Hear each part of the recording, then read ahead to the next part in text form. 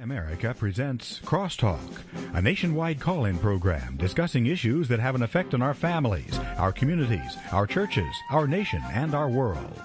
Crosstalk, an opportunity for you to voice your concerns for biblical principles. And now live by satellite and around the world on the internet at vcyamerica.org. Here is today's Crosstalk. And a pleasant good afternoon to you, and good to have you with us on Crosstalk today. And for those of you listening as we repeat the program on the network, glad to have you with us as well.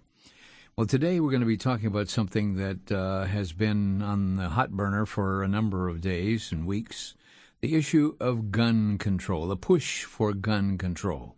And many of us as gun owners have enjoyed hearing Larry Pratt, who is a regular on this network, as we share the issues of what's happening. Today we have a guest. His name is Michael Hammond. He spent the better part of his career in government service. He has served multiple U.S. senators in positions as legislative counsel, special assistant, and legislative assistant. He was a member of the Department of Education transition team and the Department of Justice transition team, and he presently serves as a political consultant and a writer as well as the General Counsel for the Gun Owners of America. And with that, we say, welcome, Michael. Nice to have you with us today. Hello, Vic, and hello, America. Amen. Well, Amen. Senator Feinstein has recently released her gun ban legislation. It's known as S-150. Yes. And she's already got 20 co-sponsors. Yes. What can you tell us about this legislation and its ramifications? Well, first of all, it's not Senator Feinstein's. We've seen the same draft turn up in Albany, New York, and in Springfield, Illinois, and in Providence, Rhode Island. It's drafted by the Brady campaign, an anti-gun group, and farmed out to these people like cards dealt off of a deck. But we have had the benefit of people who know a lot about what guns are out there, and they've told us, with respect to the Illinois version of the draft, that it would ban up to 50% of all long guns currently in circulation and up to 80% of all handguns in circulation, and maybe, depending on how you interpret one adverb, it could ban every magazine in circulation, no matter what the size. So basically, Feinstein has come in, said, I want to ban most of the guns in existence, and as a result, I think no one is really taking her bill seriously. It's the red herring that we're supposed to run after, while the more serious threat, which is national gun registration, passes through as non-controversial. Now, when Senator Rand Paul learned of this legislation, he said his jaw just hit the floor. Is that an overreaction? It's Senator Rand Paul. I can give you a scoop about Senator Rand Paul. This afternoon, we think he is going to approve a letter to be circulated among all Senate Republicans, which will say we oppose this so-called universal background check and national gun registry. Now, as I say, the Feinstein bill bans most guns, but it is so extreme that it's doomed. It's not going to pass into law. It's not the central target of people who are concerned about the Second Amendment. Rather, the central notion is that the 12 reddish state Democratic senators up for re-election this year, people like Landrieu of Louisiana, Johnson of South Dakota, Pryor of Arkansas, Baucus of Montana, the scheme is that they vote against the Feinstein Amendment because it's so extreme and crazy, but that gives them cover to vote for this national gun registration scheme, which is supposedly the non-controversial aspect of the Obama package. So your listeners need to understand that is the trick they're trying to pull, and it's important that we not let them get away with it. It's kind of a bait-and-switch thing where you come on with a radical thing, and then you go to something that's slightly moderated and accept that as acceptable. It's incredible. If it's like, if we don't shoot you through the head, will you agree to cut off all of your fingers?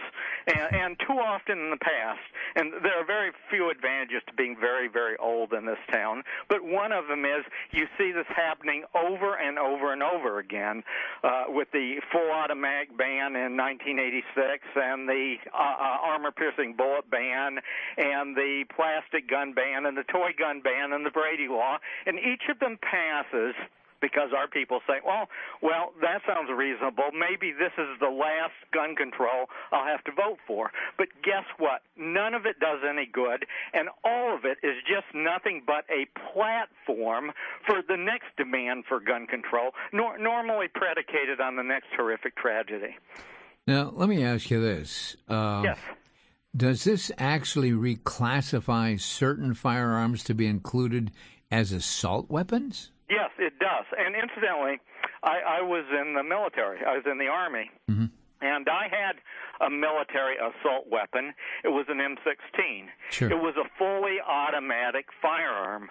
You can't, in most cases, unless you get a special super secret license, you can't own those in the United States. They're illegal. They can't be legally owned.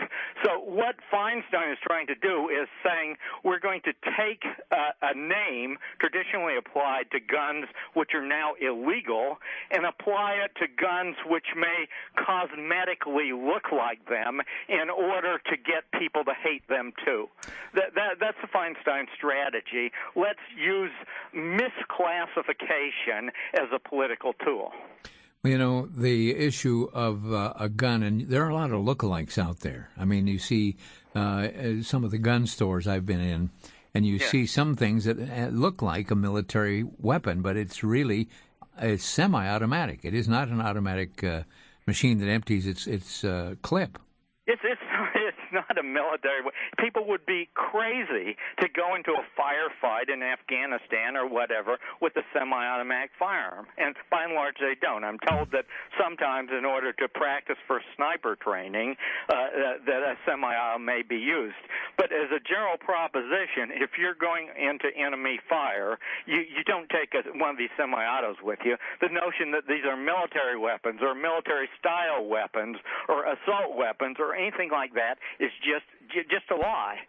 What is true is that they look cosmetically in some very tiny ways like the weapons you would carry into battle. They maybe have a pistol grip or maybe a flash suppressor so you won't be blinded at night, or maybe a barrel shroud so you can fire a lot without burning your hand. But these are cosmetic features. These have nothing to do with the power of the firearm. As a matter of fact, there's a lot more kinetic power with a shotgun than there is with an AR-15. And if you look at the amount of damage a shotgun does, it has a much larger signature, and it is much more damaging than an AR-15. Now, let me ask this. Yes. People that have them, I've got semi-automatic weapons. Yes. For hunting, for target practice, for protection as well. Yes. Is there any type of a grandfather clause to existing firearms and those who own them?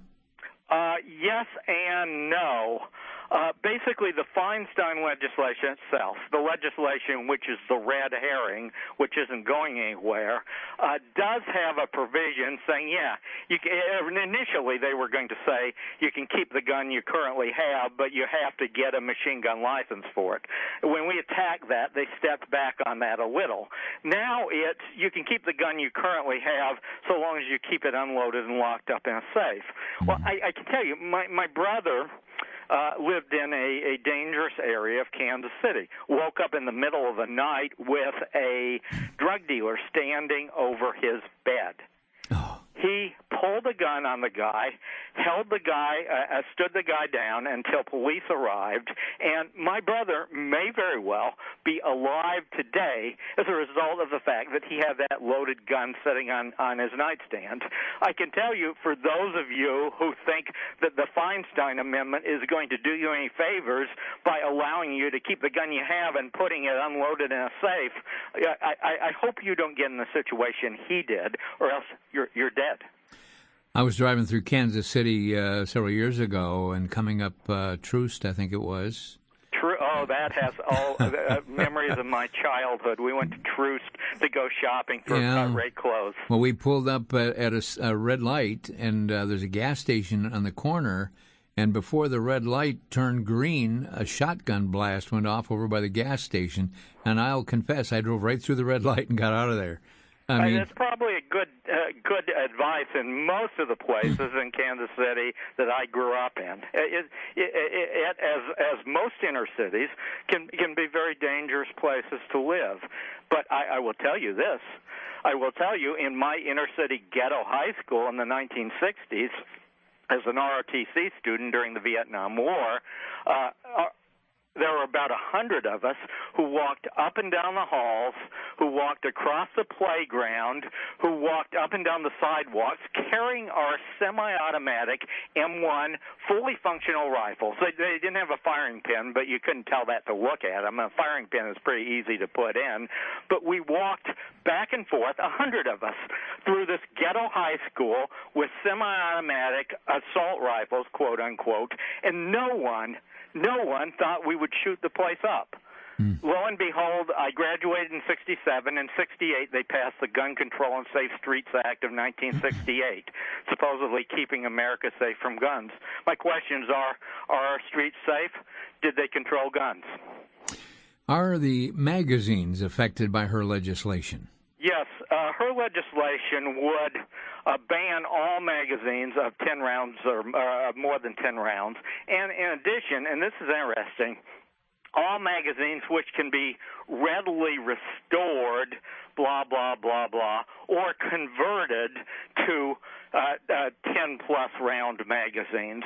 So the question is, and I don't want to get too much in the weeds, but the question is, what does readily modify? One of the verbs or all the verbs? And depending on how a court decides that question, it may very well be that the Feinstein legislation bans every magazine in existence, no matter what the size. And by the time you find out whether it does that, of course, it will be too late to do anything about it. Well, I mean, how do you use a gun with no magazine in it, unless it's a single shot? Well, of course, the notion, and this is what they talk about when they talk about armor-piercing bullets now.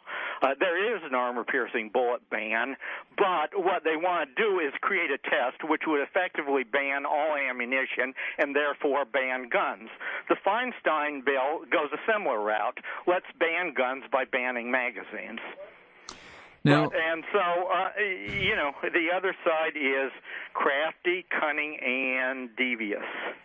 We're going to take a break here in a moment, and then we're going to be right back. Here we're talking today to Michael Hammond, who spent a better part of his career in the government service. He is the General Counsel for Gun Owners of America. And when we come back, we're going to have some more interesting questions for him. But we will be opening the lines further in the program, which will give you a chance to ask him questions as well. Stay with us. This is Crosstalk.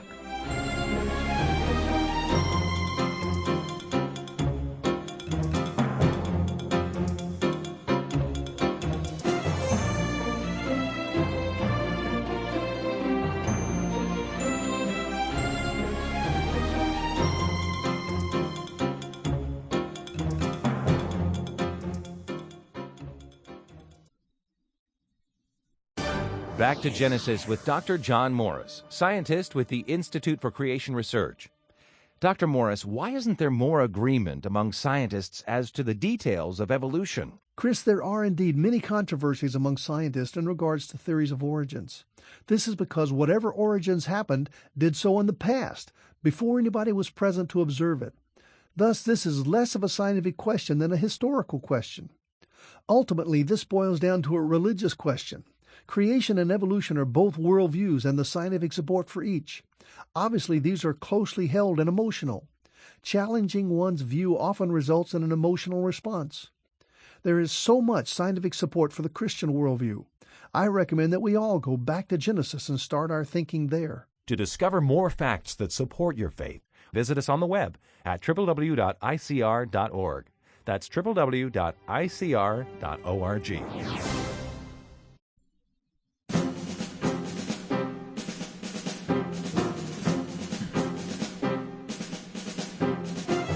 And welcome back to Crosstalk, where today we're talking about the push for gun control. Our guest is Michael Hammond. He is the General Counsel for Gun Owners of America.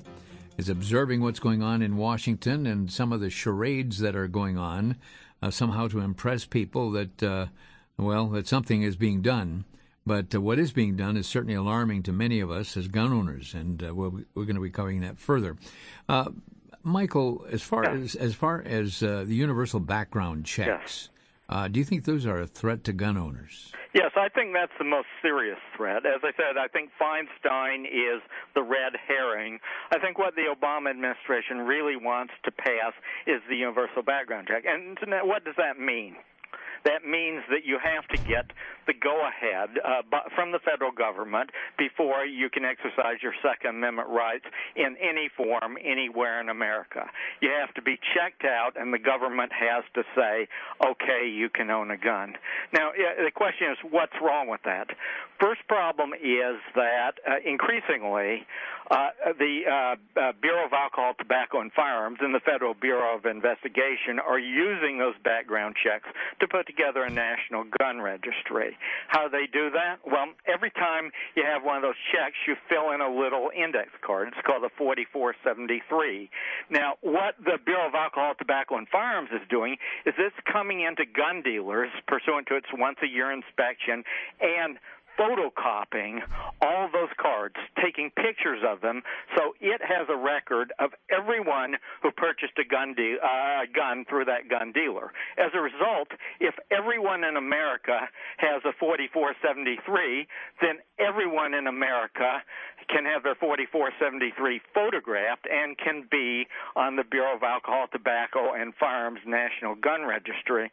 Why should that be of concern to us? Well, the answer is we've seen what happened in New York, where Governor Andrew Cuomo just was handed his state gun registry, and what's the first thing he says when he knows everyone in New York who has a gun? Says, well, now it's time to think about confiscation. And, in fact, there are people in New York who have found SWAT teams shown up at their house in order to take away guns, which were previously legal but have newly been made illegal. So background check leads to National Gun Registry, leads to confiscation. Let me quote Ann Coulter, inexorably, historically, leads to extermination. President Obama is presently campaigning around our country on gun control. What can you tell us about this? What's going on? Well, I think that's the bottom line. I think the important thing to note is this, and I don't have to quote myself. I can quote MSNBC, which said that the scenario was this: that Obama was conducting a political-type campaign that, to use the words of Congressman Gerald Nadler, they needed to, quote, exploit, close quote, the Newtown tragedy.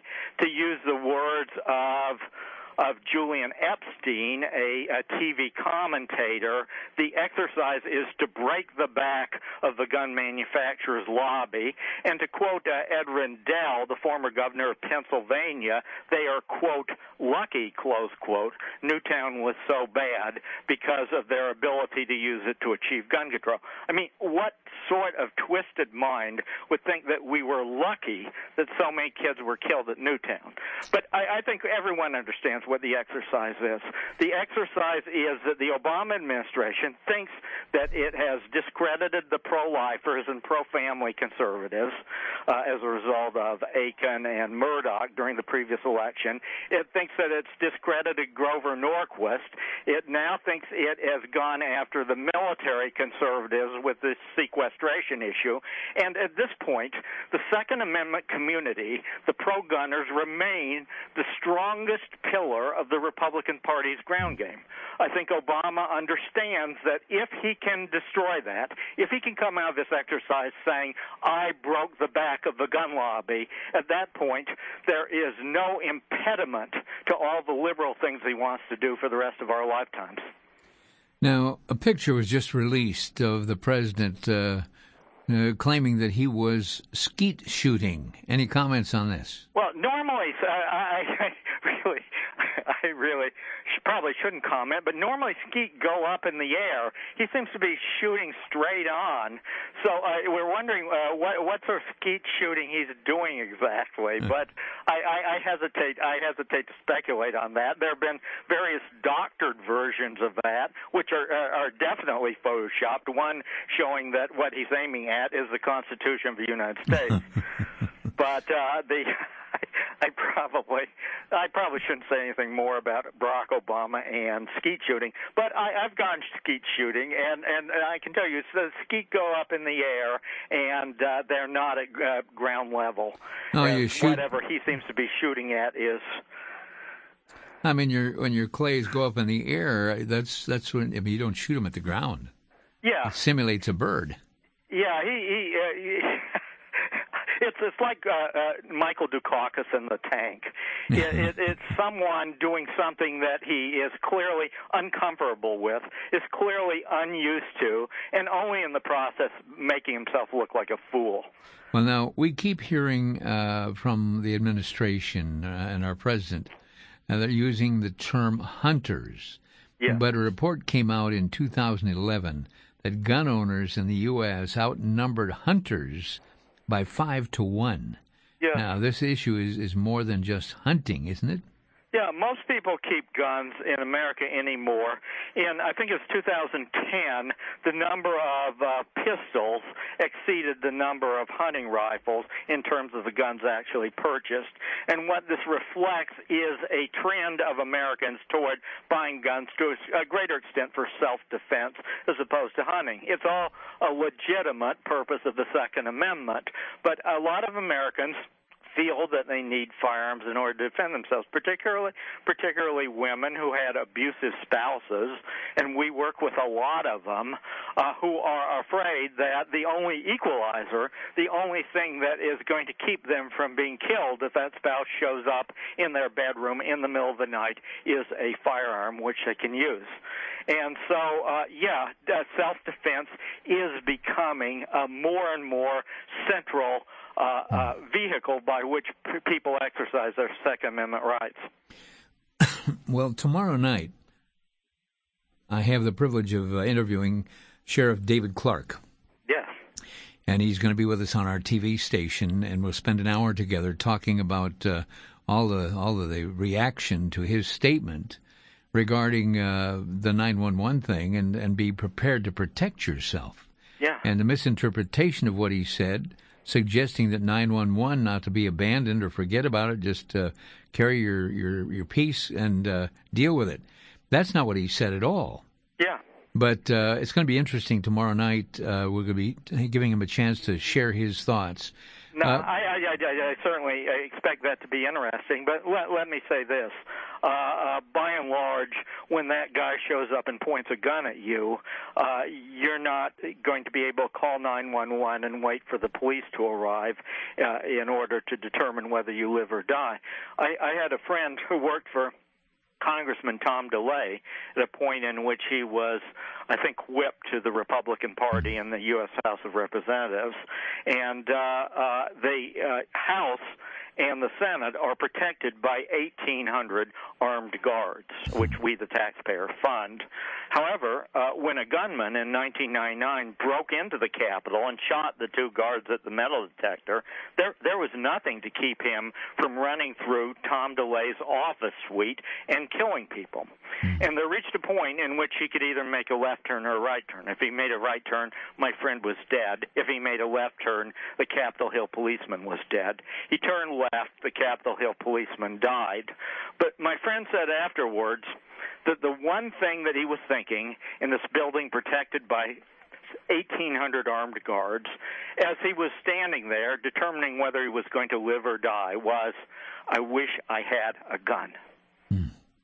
Well, many of our listeners may or may not have ever experienced the threat of death at the hands of an individual who was either deranged, angry, or whatever. I've experienced that. I was in a parking lot, and apparently an individual who was upset about something came within 15 feet of me and said, "I'm going to kill you."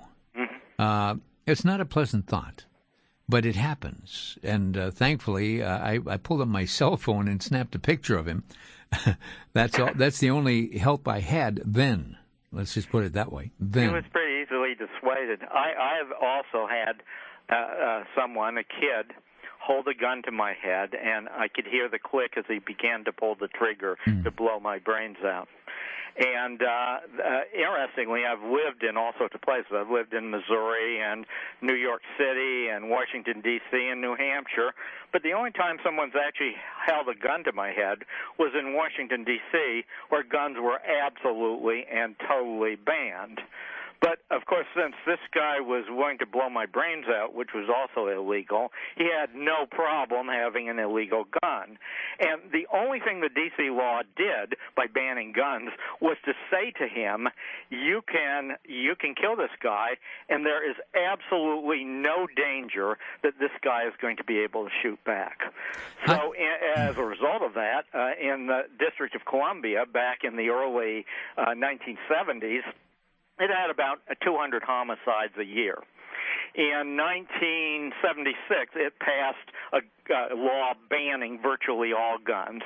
The homicide rate went first up to about 350, then about 450 a year. That's 250 people who died subsequent to the enactment of a total ban on firearms in the District of Columbia, who hadn't died before that. Well, as we're talking about the threat that is out there and the ability to protect, of course, talking about 911 as being an alternative. And I'm not against 911, but I'm not either. I have this interesting little anecdote that occurred to me here several years back when I was in a car accident, and my car was totaled. A lady pulled out in front of me with no insurance, no driver's license, and within 10 feet I was totaled. I got out of the car. I was bleeding quite profusely, and she was dancing in the street saying, "Oh, I don't have a driver's license. I don't have any insurance." That makes you feel good when you're standing there bleeding. And I reached in my pocket and got the old cell phone out because nobody else had one, and I dialed 911. And I'll never forget, after 3 rings, a voice answered the phone, said, "911 emergency, 1 moment, please." Wow. And that's sort of a contradiction of terms, isn't it? Well, if it's an emergency, you probably don't have a moment to waste. I redialed instantly, and I got somebody else, and we got the message through. But how many seconds does it take for somebody to pull a trigger?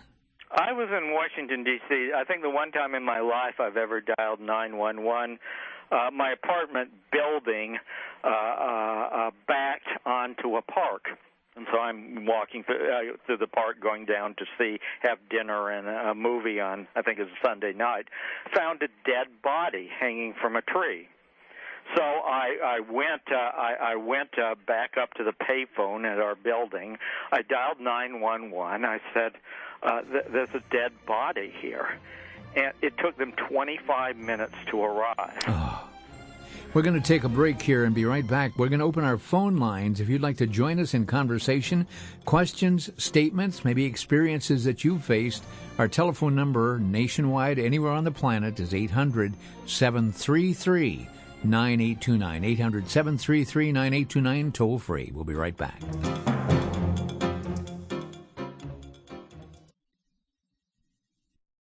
From Dave Cristiano Films come 2 DVDs which emphasize a high standard of purity. Pamela's Prayer tells the story of Pamela Buckland. All of her friends were dating, but Pamela was not. It seemed unfair that her father insisted on a high standard of purity. That is, it seemed unfair until the day she was married. Due to response to Pamela's Prayer, the second DVD, One Lucky Lady, was made. It's a touching drama that presents a perspective on purity before marriage that is insightful and heartfelt. Through the end of February, BCY America is making available this Purity Pack of DVDs.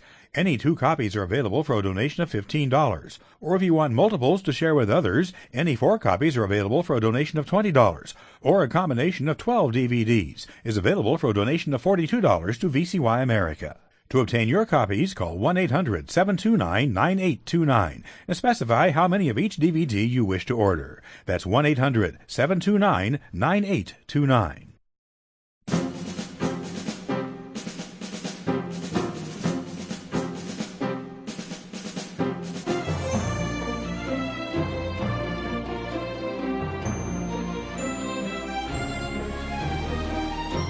And welcome back to Crosstalk, where today we're talking with Michael Hammond, who is the General Counsel for Gun Owners of America. His background is spending a better part of his career in government service. He served multiple U.S. senators in positions of legislative counsel. And we're talking about this issue of the new gun owners, or I should say the push for gun control, and what this is going to mean. What does it really mean? And are we going to have to wait for Mrs. Pelosi to say, well, wait till the bill's passed, then you'll know what's in it? It's kind of like Christmas, except that I'm not interested in voting or having somebody vote for something you can't define. Well, today our phone lines are jamming. It looks like they're all lit up here across the country, from Florida to New York, Pensacola, Florida, standing by, and others. And folks, will take the calls very briefly, to the point, and then we'll move on. And we have I'm sure hundreds of people that usually try to reach us here on the program, and we'll have you raise your questions with our guest, Michael Hammond. He's an attorney. He works for Gun Owners of America, talks with Larry Pratt, I'm sure, quite regularly. And we're going to ask you to give us a call and your questions or your comments, or maybe an experience where 911 almost didn't work for you. Let's go right now to Karen, who is in Florida. And Karen, you are on the air. I appreciate this program, and I appreciate Mr. Hammond. Hi, Karen. Hey, thank you so much for what you're doing. I'm very grateful. My question is this. I'm all for the Second Amendment, but if there's a push against the teachers having the guns, would tasers, as a gun expert, would tasers be helpful? It's possible. The thing about guns is that teachers do, in many cases, and administrators and staff also, have these concealed carry permits, which require training and require an application process and background check in most states, and a lot of other things. And so, in effect, when you have guns, you sort of have this built-in pre-screening process in most states. Yeah, I mean, if you can't take a gun, take a taser. If you can't take a taser, take a big rock. If you can't take a big rock, pull out your scissors, as I think someone suggested recently. Or a baseball bat. or whatever you have. But there are certain advantages to a gun, particularly if a guy standing in front of you is pointing a gun at you. Right. I don't think a taser would replace a gun at all, but I know until we can get some things in place, I did not know if a taser might be a slowdown to some of the criminals. The danger is that it may be a placebo, that if in fact people who say, okay, yeah, tasers are okay, all of a sudden it becomes something which replaces the right of concealed carry permit holders who have gone through training and all that and background checks to defend themselves with guns. If tasers replace that right, then I think in the end it doesn't make people a lot safer. Thank you, Karen, from Florida. We're going to move right Sarah. along. We're going to go to New York and talk with Hamilton. Hamilton, you're on the air with our guest. Yes, hi, guys. I love your show. Hi, Hamilton. You guys are doing great. I have one comment and a question. My first comment is against Michael Bloomberg and Cuomo, and I think that what they're doing to get rid of the guns is just appalling and unconstitutional, especially when Cuomo using SWAT teams to go into people and taking their weapons. They all should be treated as traitors, in my opinion. And my question is, they want to put everybody on the universal gun background check. Would they consider, if they did that, letting whoever comes back clean to carry their weapon in a car throughout all the states traveling without having to be stopped? Let's say in New York, if I'm in the universal background check now and I come back clean, would I be able to go to New York with my gun and not get into trouble? No, the short answer is no, but it's a very complex question, and thank you for asking it. We have been pushing legislation which was introduced by Senator John Thune in the Senate, which would allow a concealed carry permit holder to carry a firearm anywhere in the country. And that is something we've been pushing. We have considered whether or not we should offer that to the universal background check. But the universal background check is so insidious, I think our current thinking is that we don't want to muddy the waters by sort of tying the reciprocity amendment into it. This may be pretty obscure stuff. But the bottom line is that I think our position is that all gun control, everything, needs to be stopped. That at this point, no bill needs to go through. And I can tell you that your Brady check is not going to allow you to carry a firearm in New York, much less anywhere else in the country. And I should also add that this gun trafficking bill, which is introduced by Senator Pat Leahy of Vermont, the so-called non-controversial part of Obama gun control, would take your New York City requirement that an individual have a license and turn that into a federal law, making you a prohibited person at federal as well as state law. So you have the federal government essentially enforcing gun licensure requirements in many parts of the country. Let's go to Sam in Pensacola, Florida. Sam, you're on the air. Yes. Sam, are you close to the phone? I just stepped away. I'm sorry. Yeah, don't use the speakerphone, please. I think it's very important that we discuss gun control, and it is one of the first steps, though, only, and it's not been mentioned with all the discussions about the reasons for gun control, but the real reason is we are trying to prevent a police state, and gun control and registration are the things that every police state has instituted, and that's all I have to say. Thank you, sir. Well, I know, Sam, that I was one of the people who was instrumental in rebuilding the Solidarity Union in Poland and getting them to rise up against their government. And I became active in 1988 or 1987, and in 1989 they succeeded in overturning their government after strikes and other things in which the government declared a state of emergency.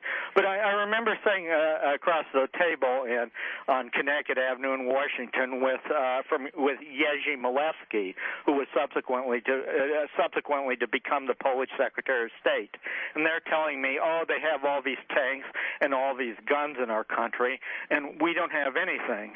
And so we have seen in our lifetime these horrific tyrannical regimes. And I tell people from Bulgaria to the Netherlands to Poland who interview me, and they do from those countries, that if it ever reached the point where it reached in your country, Americans would like to think they would be able to stand up and defend themselves. We're going to go right now to, Mobile, Alabama, and James. James, you're on the air. Yes. I want to make 2 points. I'm a truck driver. You know, we travel all over the country, and we can't even carry a firearm with us to even protect ourselves. You feel totally naked, so to speak. Sorry about that. And also, too, even a double-action revolver can be classified as a semi-automatic. So if they ban semi-automatic, they ban everything except maybe a single shot or a bolt-action rifle. That's all. Yeah, I think as we were talking about in magazines, the Feinstein bill does a bunch of backdoor maneuvers which may succeed in banning, as a practical matter, virtually every gun in existence, and they're certainly not beyond that. But let me reiterate that if your listeners want to have a say on what's happening, contact their senators, contact their congressmen, and tell them to oppose the universal background check with its framework for registry. That is the big danger. To oppose the universal background check. Okay. Which sets up a framework for a national gun registry. Okay, and the phone number you can use, folks, is 202-224-3121 or 202-225-3121. These are the phones that ring at the Capitol switchboard. And you don't know who your legislator is? Just tell them where you live, and they'll connect you. Tell them that you want to speak to your legislators, your senators, and your representatives, and share that again. What is it that you would... They oppose, you want them to oppose the universal background check, which would set up be the framework for a national gun registry. That is the central battle now. That is the battle which will determine whether Barack Obama goes away from this saying, I broke the back of the gun lobby and the 100 million gun owners in America. Let's go to Lance on the road in Wisconsin. Lance, you're on the air with our guest. Oh, good afternoon, Vic and Michael. Hi, Lance. Just wanted a quick comment and question maybe to both you. As a Christian, I feel that, as we see this New World Order squeezing us down and we're not able to defend ourselves and stuff, at what point, as a Christian, do you say, I just am not going to back down? They're going to make a criminal out of people that are not doing anything wrong. I never want to pull that trigger, but I do, as a Christian, I believe that Jesus says if you do not have a weapon, you sell your tunic to get one. Yeah. And so many pastors, I think, today are crumbling as a 501c3. They're crumbling at the altar of Romans 13 there and misinterpreting that. And I wanted to have maybe Vic speak to that and just get your thoughts, too, because it's a tough road to sit there and be all of a sudden a criminal because you're doing something that is constitutionally and God-given as a right. So that was it. I'll take my answers off the air. Thank you. Okay, thank you so much. And Michael, go ahead. Share your thoughts. Okay, a couple of things. As a biblical matter, first of all, my brother pulled a gun on the guy who was standing over his bed, didn't shoot him, didn't harm him in any way, but the threat of that gun forced that intruder to stand down. And as a matter of fact, in about 1.5 million times in America every year, and this is according to the Department of Justice, individuals use firearms to deter violence, and in virtually no case does it actually result in shooting. It's simply a vehicle for standing people down, for avoiding injury to yourself and your family. As to the biblical issue, we know Peter, in addition to the sell your cloak and buy a sword, there is the fact that Peter cut off the ear of the assistant to the chief priest in Gethsemane, and while that Christ rebuked him for that because that interfered with Christ's mission of dying for our salvation, Christ apparently had never said, throw away your sword. Yeah, he was sitting there with the rest of the disciples. He had his sword there. Yeah. Let's go moving right along here. We have Lodi, Wisconsin, and Charlie online. Charlie, you're on the air. Go ahead. Yes, Charlie in Lodi? Yes, Charlie, go ahead. Hi, Charlie.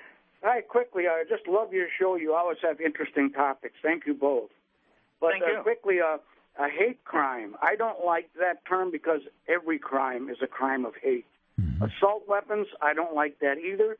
If I assault you with a BB gun or a single-shot .22, I've assaulted you with an assault weapon. Flash mobs are going all over as far as crime, where they go into a store, overwhelm the people in there, and rob. The same thing can happen again very easily. It's interesting to me that Obama and his administration have no job plan. Remember shovel-ready jobs? Mm-hmm. They have no budget plan. They have no immigration plan. These are essential to our nation's security. And what is he doing? to pushing gun legislation within a matter of weeks. This is very ironic to me. So I want to thank you people and let you know that guns, just the presence of a firearm, has saved my life and saved my own life many times without ever having to pull that trigger. Thank you so much, Charlie. We're going to be right back. This is Crosstalk on VCY America. In 60 seconds, we'll be with you for the last segment. Stay with us.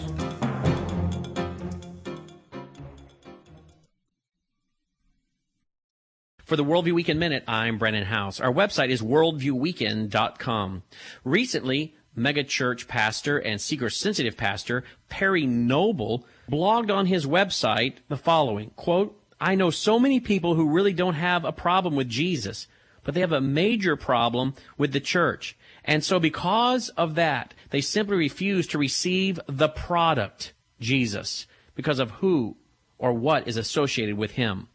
My friends, this is the problem with the seeker-sensitive church movement. Jesus is not a product that we're trying to sell to the world.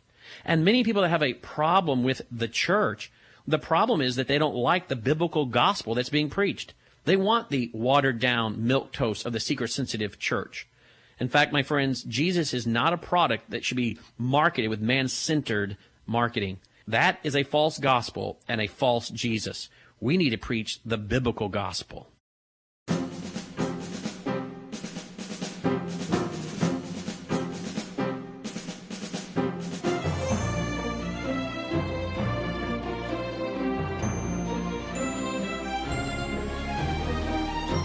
And welcome back to Crosstalk. Vic Eliason, your host today, and our guest is Michael Hammond, who is the General Counsel for Gun Owners of America, and answered a good question there, dealing with the spiritual side as well as the safety side. And right now we have our lines jammed from all across the country. And standing by from Pensacola, Florida, is Mike. So, Mike, you are on the air with Michael Hammond. Go ahead. Hi, Mike. Great name. Hello. Hello, Mike. Hi. Oh, hey, got wrong last name, but anyways, I just wanted to real quickly just thank you for your show and all that you do. But in light of your guest Michael's visibility, I'd like to throw this out there and maybe get his comment, but also ask him to take it into consideration. One of the things that comes to my mind, I guess you all have heard about the guy in Alabama that had the young child in the bunker. And luckily, thankfully, thank the Lord, it turned out better than could have. But anyways, I heard that he had made a comment that to one of his neighbors that he wanted to go out or be on the national news and do something to be on the national news. Yeah. And I think of others, similar situations, the Columbine kids that did what they did. One of their thoughts that came out afterward was that they would live infamously, forever. Yeah. If nothing else, on the anniversary of each time, their names would be brought up. And my comment is, and what I'd like the guest to consider, because he's able to, his visibility with his association with the gun owners group, Your point, sir. Somehow we could make it a law, or get people to think about making it a law to make it illegal to publish the names of people that do those acts, and possibly, in my thoughts, would take away their ability to be famous, be on national news, and be remembered forever, their names. Well, it's an interesting point. You remember what the Newtown shooter was wearing and what type of gun he had? Basically, he was wearing black. He was mimicking the shooter in Clackamas, Oregon, who was mimicking the shooter in Aurora, Colorado. Ergo, these were all copycat shootings. And I said immediately after Newtown, I said, well, okay, the liberal media in this country is going to do its best in order to exploit this tragedy for political gain, but the chief impact of this will be, and I said at the time, I predict there are 10 other kids, probably white, probably 15 to 25 years of age, but this guy was, 65, who are sitting out there watching this politicized saturation coverage and thinking in their minds, aha, now I know how to get my 15 minutes of fame. Yeah. Tragically, I don't coin the gift of prophecy. Everything I said came to pass. All of these people who rose up in places like Alabama to California to all across the country, holding to Texas, holding schools or other venues hostage in order to get their 15 minutes of fame, were only doing so because they had seen the coverage of the Newtown shooting and thought that they could do the same. Daniel in Rochester, Minnesota. Daniel, you're on the air. Yes, thank you for taking my call. I appreciate Hi, Daniel. the topic you guys are talking on. Hey, I wanted to bring up, if you're aware of that arms treaty United Nations is voting on a program of action that they're supposedly going to be negotiating on March 18th. I find it interesting that as soon as Obama got back in office to call up and vote for that. And, it just brings me back to that treaty that basically says if they can't disarm them through legislation, then there's other means of disarmament. I wanted to see what your thoughts were of, if our military's abroad and they have to basically use United Nations or foreign troops in the U.S.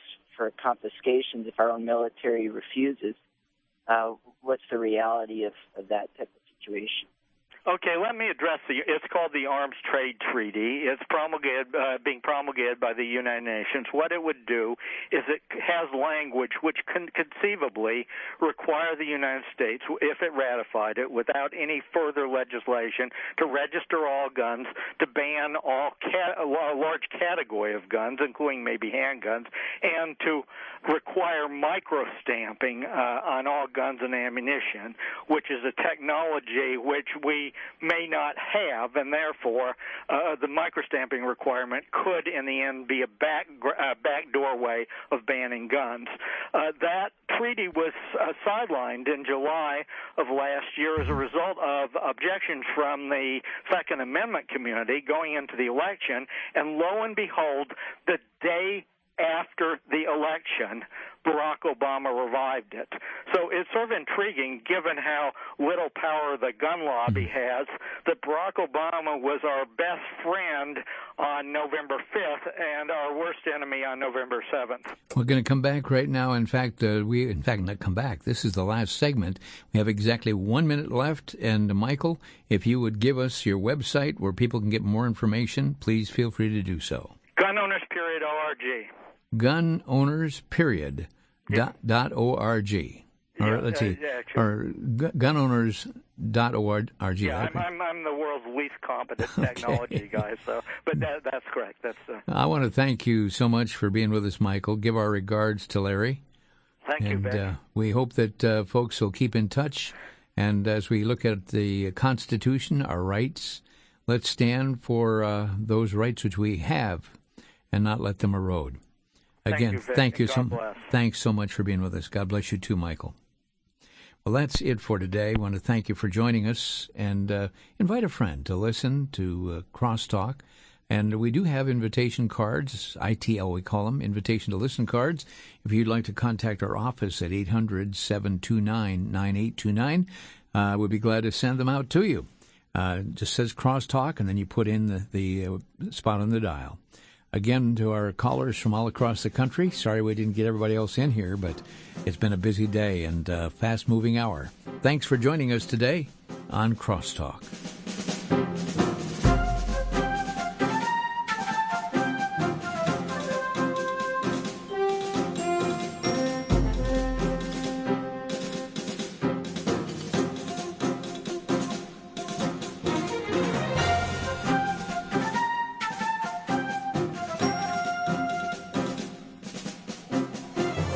listening to Crosstalk via satellite and the internet from VCY America.